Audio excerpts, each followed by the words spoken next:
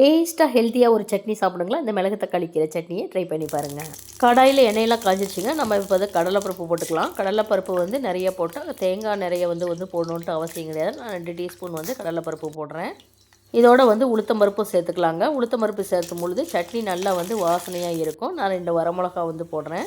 வெங்காய விலை அதிகமாக இருக்குது இல்லைங்களா, அதனால் வந்து நான் 10 சின்ன வெங்காயமும் 2 பெரிய வெங்காயமும் நான் வந்து அரிஞ்சு போடுறேன். உங்களுக்கு வேணுன்னா நீங்கள் வந்து சின்ன வெங்காயமாக கூட போட்டுக்கோங்க. சின்ன வெங்காயம் போடும்போது நல்லா டேஸ்ட்டாக இருக்கும். இதோட வந்து 10 பல் பூண்டு போட்டுக்கலாங்க. இப்போ வந்து எல்லாத்தையும் நல்லா வணங்குறதுக்காக உப்பு போட்டுக்கலாம். உப்பு போட்டு நல்லா வந்து வணக்கி விட்டுறலாங்க.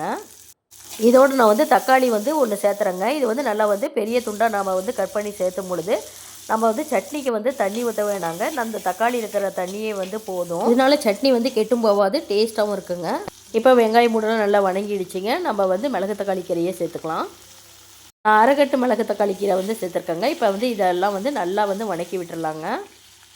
மிளகு தக்காளி கீரையை வந்து கொஞ்சம் அதிக நேரம் வந்து வணக்கணுங்க. அப்போ தான் வந்து இந்த கசப்பு தன்மை வந்து இருக்காது. இதோட நான் வந்து 2 கீத்து வந்து தேங்காய் சேர்த்துக்கிறேன். கொஞ்சம் புளியும் சேர்த்துக்கலாங்க. இப்போது மிளகு தக்காளி கீரை வெங்காயம் பூண்டெல்லாம் நல்லா வந்து வணங்கிடுச்சிங்க. இது ஆறட்டும். ஆறத்துக்குள்ளே நம்ம வந்து தாளித்து விட்டுக்கலாம். கடாயில் எண்ணெய் ஊற்றி எண்ணெயெல்லாம் நல்லா காஞ்சதுக்கப்புறம் கடுகு போட்டுக்கலாங்க.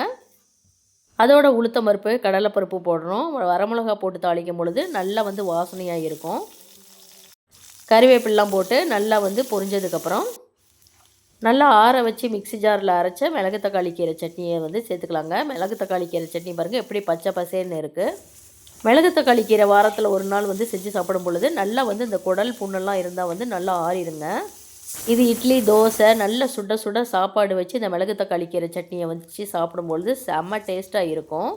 நீங்களும் கண்டிப்பாக செஞ்சு பாருங்கள் ஃப்ரெண்ட்ஸ். எங்கள் சேனல் உங்களுக்கு பிடிச்சிருந்தால் லைக் பண்ணுங்கள், ஷேர் பண்ணுங்கள், சப்ஸ்கிரைப் பண்ணுங்கள். Thank you friends.